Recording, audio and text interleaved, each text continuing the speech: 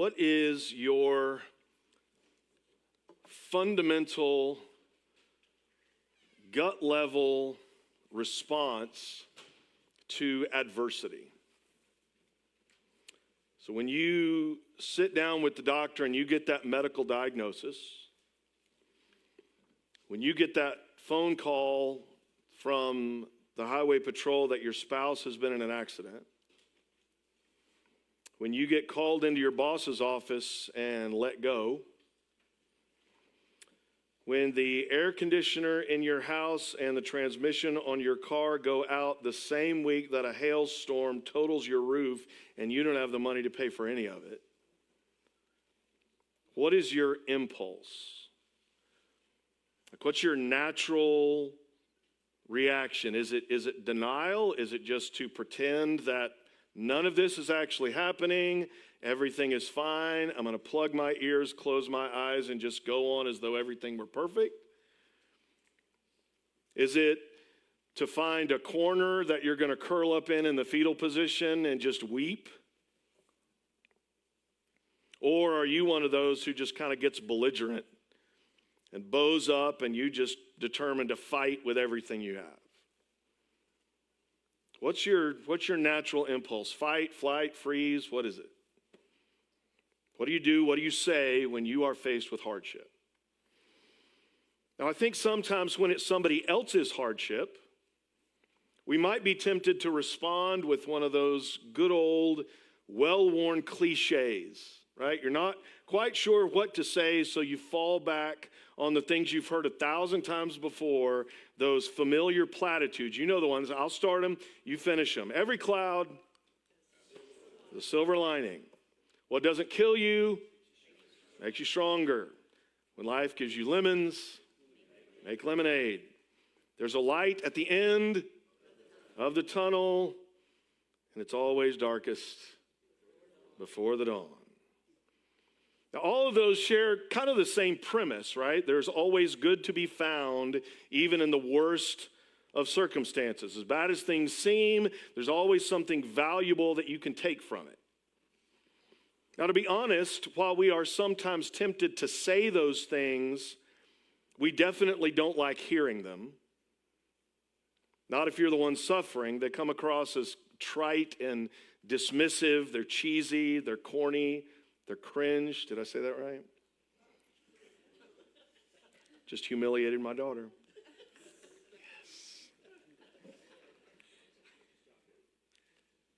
But according to the preacher in the book of Ecclesiastes, every one of those slogans actually has a nugget of truth to them.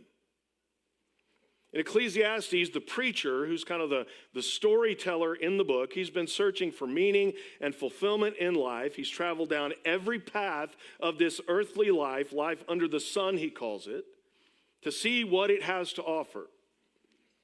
And he's come up empty every time. Wisdom, empty. Pleasure, empty. Accomplishments, empty. Possessions, empty. Work, empty. Wealth, empty. It's all vanity, is what he says. All of life here on earth, under the sun, is a breath. It's fleeting, it's elusive, it's ultimately unsatisfying.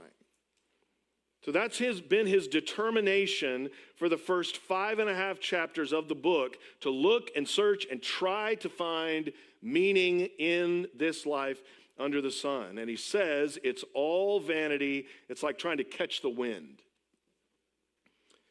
But in Ecclesiastes 6:10, there's a turn. There's a shift. He's not looking anymore.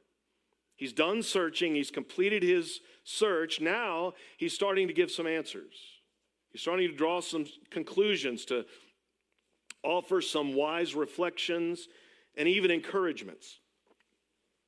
And so beginning in chapter 6, verse 10, the preacher encourages us that in spite of the vanity of this life under the sun, there are actually advantages in adversity. There are actually benefits in the midst of hardship. There's a sense in which every cloud has what? A silver lining. There is a sense in which, At the end of every tunnel, there is light. The preacher wants us to see that since God has sovereignly ordained the future, that he has established times of both prosperity and adversity, and since we can't know exactly what the future holds, we don't know which one of those we're going to encounter tomorrow, in times of adversity, we can and we should look for what is good. So if you would, go ahead, take your Bible, turn to not Ephesians, that's in the New Testament. Ecclesiastes is where I want you to turn. Chapter 6 and verse 10, and I'm going to ask you to follow along as I read all the way down through chapter 7, verse 14. So Ecclesiastes 6, 10, and I will read through 7, verse 14. So the Holy Spirit speaks to us through the preacher when he says this. Whatever has come to be has already been named, and it is known what man is, and that he is not able to dispute with one stronger than he. The more words, the more vanity. And what is the advantage to man? For who knows what is good for man while he lives the few days of his vain life, which he passes like a shadow? For who can tell man what will be after him under the sun? A good name is better than precious ointment, and the day of death than the day of birth. It is better to go to the house of mourning than to go to the house of feasting, for this is the end of all mankind, and the living will lay it to heart. Sorrow is better than laughter, for by sadness of face the heart is made glad. The heart of the wise is in the house of mourning, but the heart of fools is in the house of mirth. It is better for a man to hear the rebuke of the wise than to hear the song of fools. For as the crackling of thorns under a pot, so is the laughter of fools. This also is vanity. Surely oppression drives the wise into madness, and a bribe corrupts the heart. Better is the end of a thing than its beginning, and the patient in spirit is better than the proud in spirit. Be not quick in your spirit to become angry, for anger lodges in the hearts of fools. Say not, why were the former days better than these? For it is not from wisdom that you ask this. Wisdom is good with an inheritance, an advantage to those who see the sun. For the protection of wisdom is like the protection of money, and the advantage of knowledge is that wisdom preserves the life of him who has it. Consider the work of God, who can make straight what he has made crooked.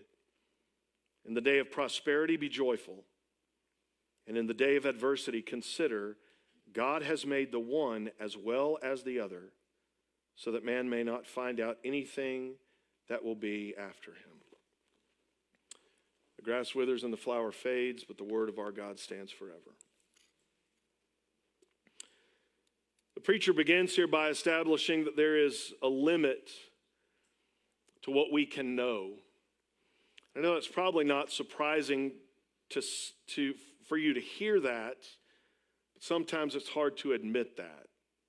There's a limit to what we can know. He says, whatever has come to be has already been named. Now that's probably a reference all the way back to the creation account in Genesis 1, where God speaks the universe into existence, and as he does, he names things. Right? God called the light day, and the darkness he named night.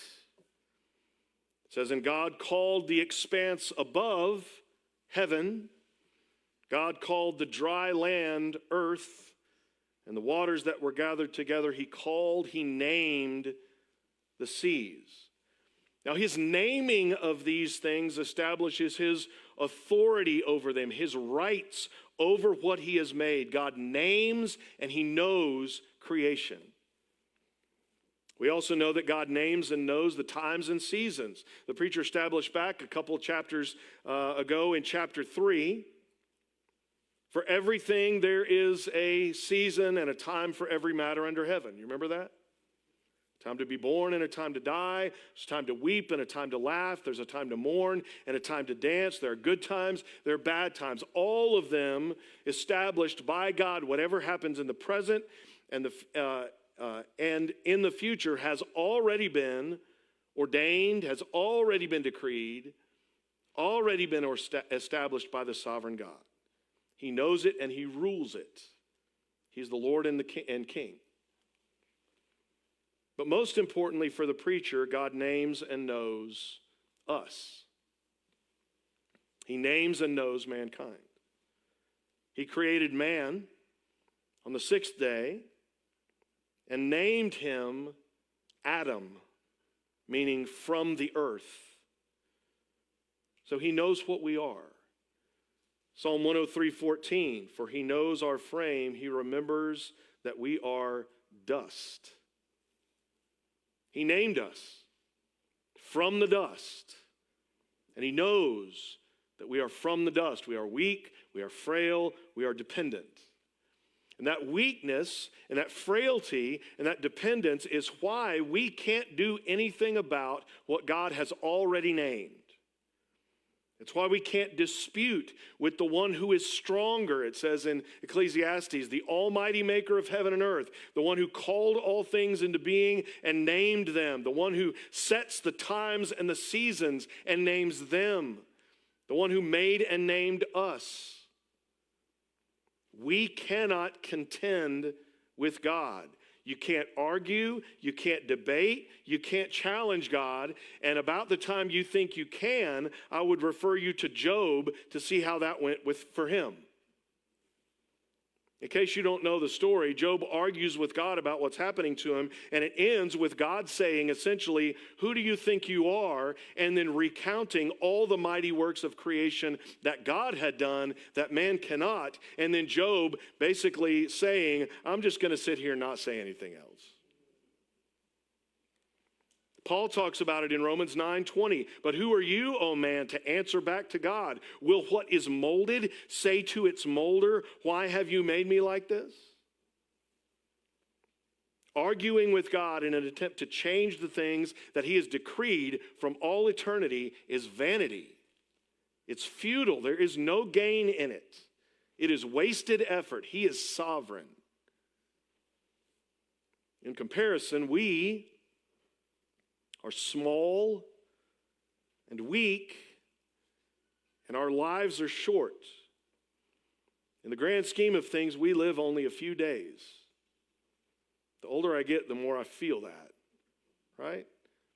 I spent the weekend with some lifelong friends and sharing memories and telling stories and just laughing, and every once in a while, the truth would hit me.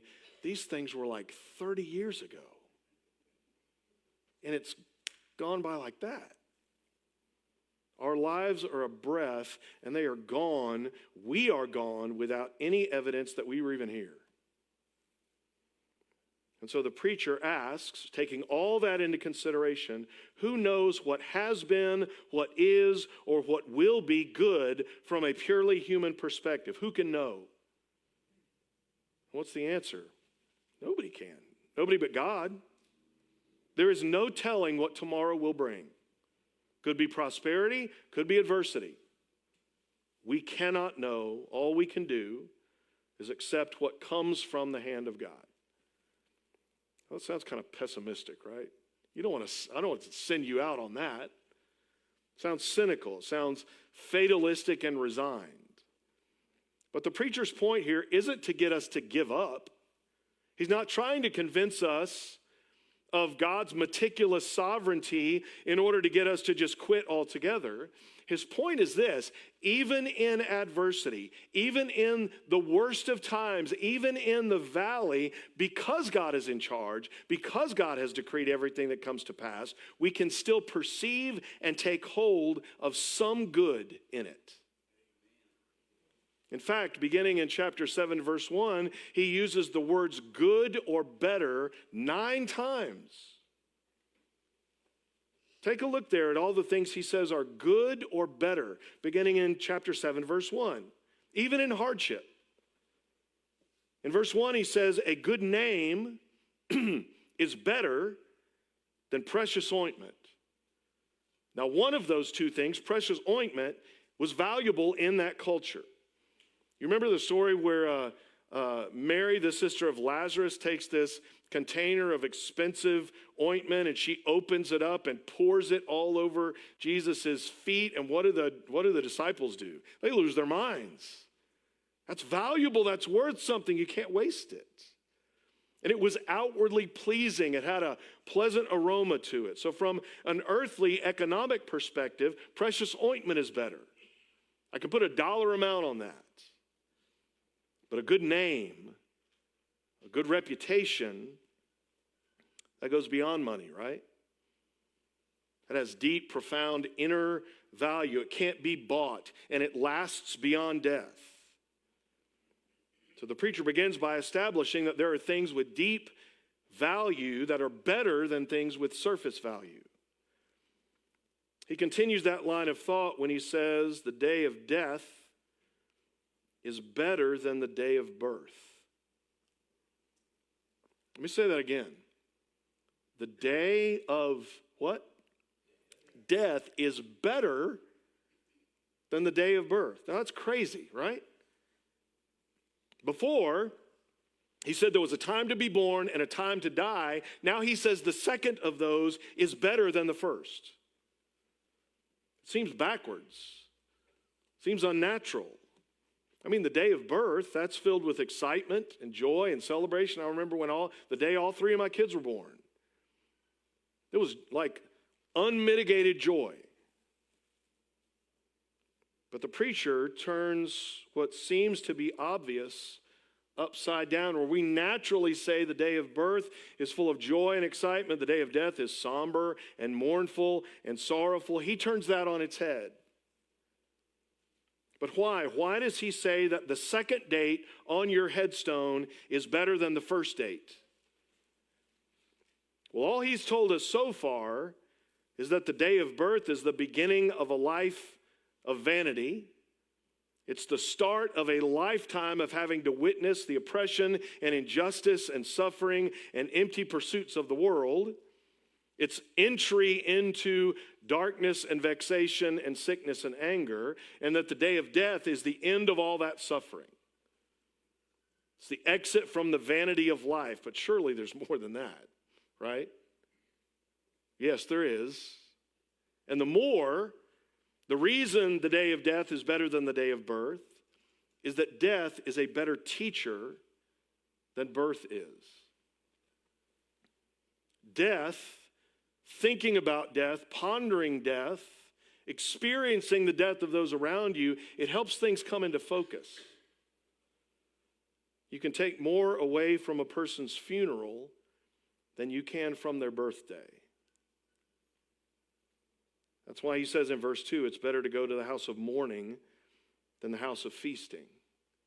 He says it's better to go to the funeral home than to a wedding reception. Why?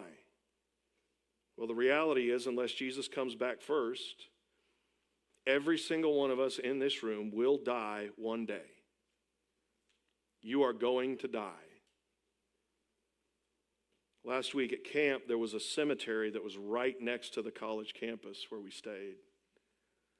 And as we pulled out of camp Friday morning, I got the attention of everyone on the bus, and I got them to turn, and I said, hey, everybody look out the right side of the bus at what you see, to all those headstones.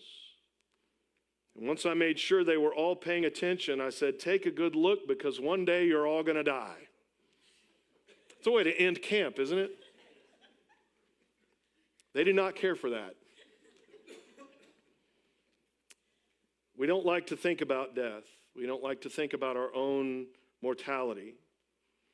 Several years ago, I asked a group of adults as a creative writing exercise to write their own obituaries. Some of them refused. I don't want to do that. They didn't want to think about their own death. We want to avoid those topics. Those things are unpleasant. They're morbid. They're dark. They're ghoulish. We'd rather live in denial. We'd rather imagine that we are invincible, that we are immortal, that we are just going to keep on living forever. I lived yesterday, I lived today, I'm going to live tomorrow. But if you've spent much time at funerals, you know better than that. You can't deny the certainty of death if you're sitting in a funeral. Many of you have sat in this room, and instead of a table here, there's been a casket in which was the body of somebody that you knew and loved. You sit there, and it's right in front of your face. It's unavoidable. It is proof of the fact that death is inevitable. It is a sobering reminder that our lives are short and one day they're going to end. And the preacher says that is a good thing because it compels us to follow the instructions of Psalm 90, verse 12, where the psalmist says, "So teach us to number our days so that we may get a heart of wisdom." Teach us to number our days so that we may get a heart of wisdom. You don't learn that at a party. You don't learn that at a reception. You don't learn that at a celebration. It is only when you're confronted with the certainty of death that you have the opportunity to respond by counting your days so as not to waste them. Did the math and I figured out as of today, I have lived 19,437 days. Then I went to the Social Security actuarial tables where they tell you how long you're expected to live. And according to the Social Security Administration, I've got roughly 9,602 days left. I'm down to the last 1/3 of my life. That'll get your attention. That'll sober you. Now, I could let that number, that reality, drive me to morbid despair, or I can number my days in order to treasure them, in order to make the most of the days I have left that God has given me. In the adversity of death, there is good. He drives the point home again. He says, sorrow is better than laughter. Now, he told us before there's a time to weep and a time to laugh. Now he says the weeping, the sorrow, is the better option. Again, the preacher turns our preferences upside down. We like to laugh, don't we? I just spent a weekend laughing, joking. We'd like to do that. We like frivolity and silliness. But he says compared to sorrow, those things are empty. He even makes the staggering claim that sorrow, that sadness of face, makes our hearts glad. What? How? Well, again, the sorrows and the sadnesses of this life teach us to treasure our days. The gravity and the heaviness of sorrow helps us see what has eternal value. You see the same idea in 2 Corinthians 6:10, where Paul says, we are sorrowful, yet always rejoicing. Even in the sorrow, there's joy. There's good. Or Luke 6:21, where Jesus says, blessed are you who weep now, for you shall laugh. Or James 1:2, where we are instructed to count it all joy when we face trials of various kinds. And he's still not finished. In verse 4, he turns his attention back to the two houses, the house of mourning and the house of mirth, the funeral home and the party venue. Whose heart, does he say, is in the house of mirth? Whose heart longs to just party? He says it's the fool. And where is the heart of the wise? The heart of the wise is in the house of mourning. Because mourning, considering death and mortality, helps us learn what matters. Fools avoid thinking about death. They turn up the noise and drown out those thoughts with laughter and silliness. But if we're wise, we can find and embrace joy even in death. There is good in adversity. He goes on to give a few more examples in verses 5 and 6. He says, a rebuke from the wise is better than the song of fools. And when he says rebuke there, he's talking about constructive criticism. He's talking about correction. You ever experienced that? You ever had a performance review for your job? Let me ask, would you rather sit through that or go to a concert? Would you rather sit through that or go to a party? But which one is more beneficial? Which one is a better teacher? We may not prefer it, but Proverbs 12:1 says the one who hates reproof is stupid. Like that's straight out of the ESV, says that. Proverbs 15:32 says he who listens to reproof gains intelligence. Psalm 141 verse 5 says it is a kindness to be rebuked by a righteous man.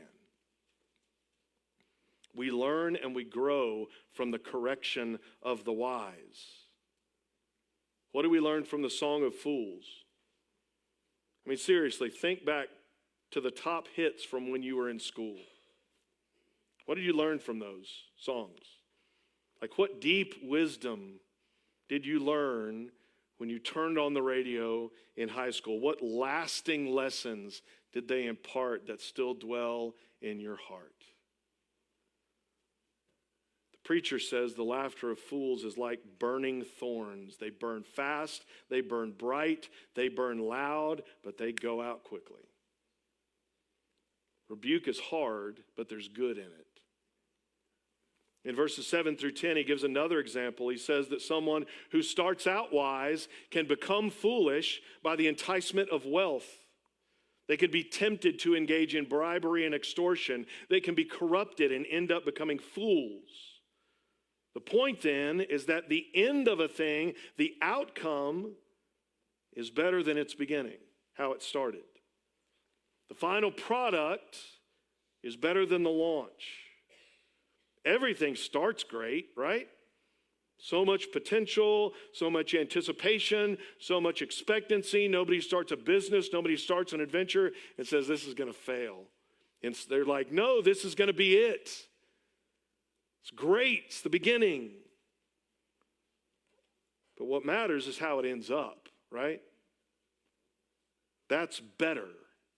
But what does it require to get from the beginning to the end? It requires patience, which is why the preacher says being patient is better than being proud. The patient are willing to wait and see how things turn out. They don't overreact. They withhold judgment. They wait on the outcome. Fools don't do that. They're impatient. They're impulsive. They're quick-tempered. They're prone to fly off the handle and erupt in anger. Nostalgia is another danger of impatience. When adversity comes, it's easy to complain about how things are and want to go back to the way that things used to be. And I know you felt that because we're Baptists. And we are experts in looking backwards and pining for the good old days. Right? We get dissatisfied with the present. Kids these days, politicians these days, grocery prices these days, employees these days, church, the preachers these days. What are we even doing? We're like Israel in the wilderness wanting to go back to Egypt because they don't like the taste of manna. It was better back then. Yes, we were in chains making bricks all day long in the heat. But look at this manna. This is awful. We're not willing to wait and see how things turn out. We rush to judgment. We start complaining, and we look back wistfully at how we wish things still were. The preacher says that attitude does not come from wisdom.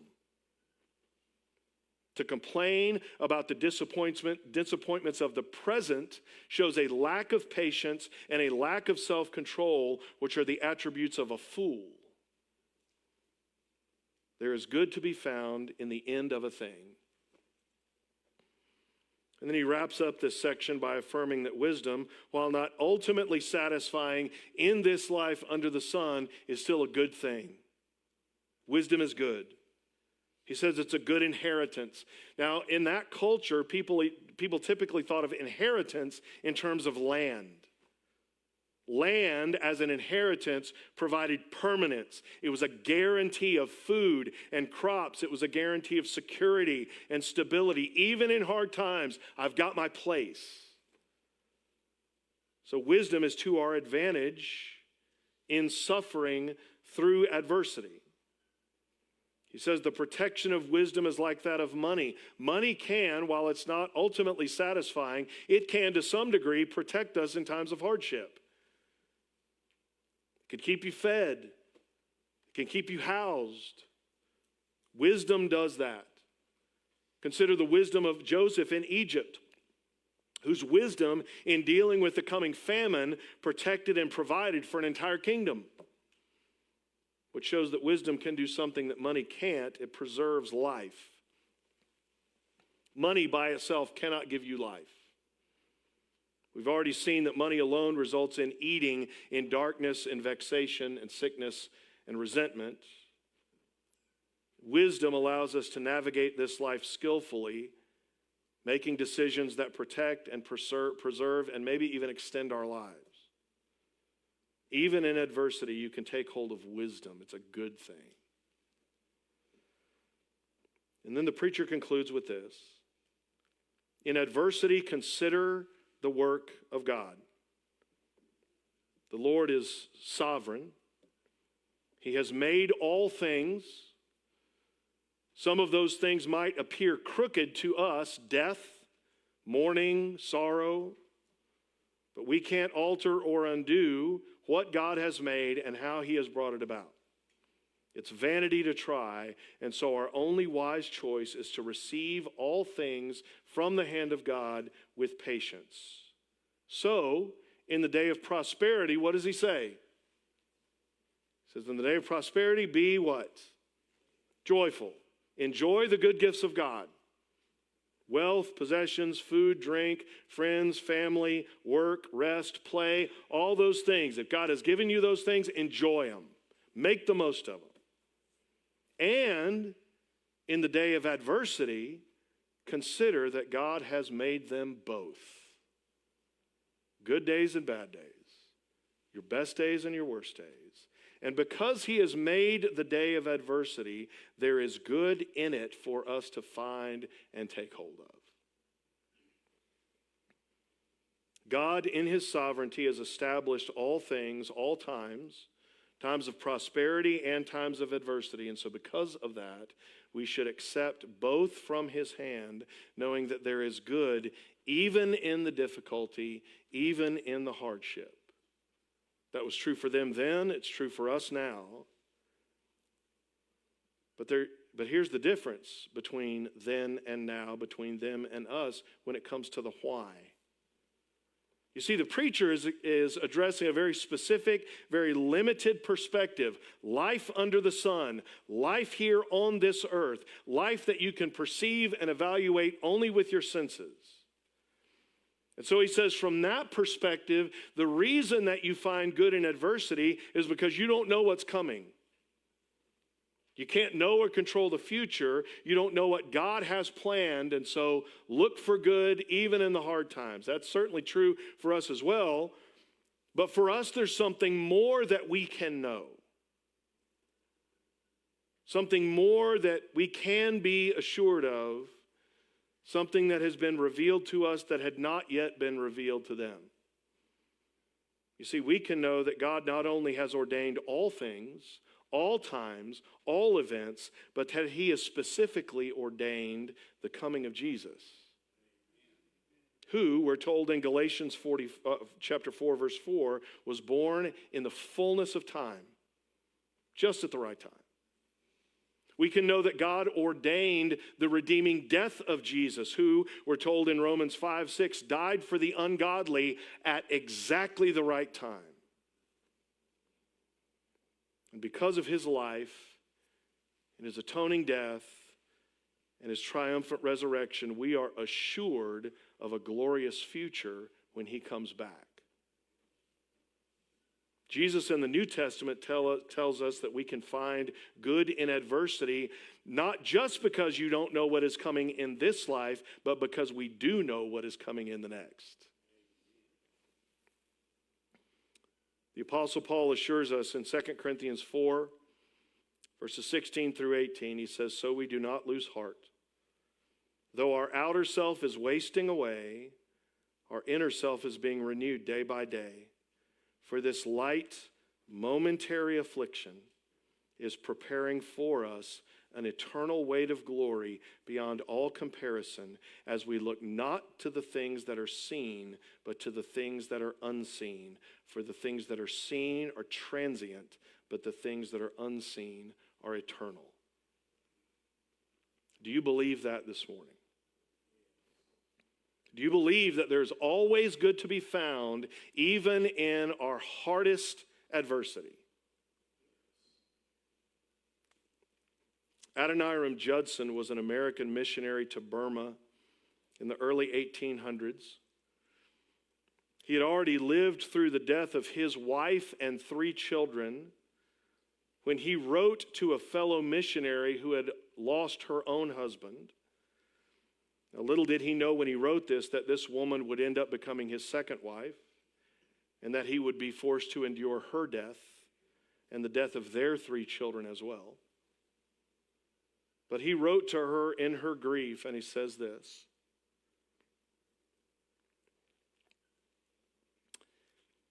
"You are now drinking the bitter cup whose dregs I am somewhat acquainted with. I venture to say that it is far bitterer than you expected. I can assure you that months and months of heart-rending anguish are before you. Yet take the bitter cup with both hands. You will soon learn a secret, that there is sweetness at the bottom." Embrace your adversity, knowing that even in the midst of the toughest of times, there is good in this life and glory in the life to come. If you'll pray with me.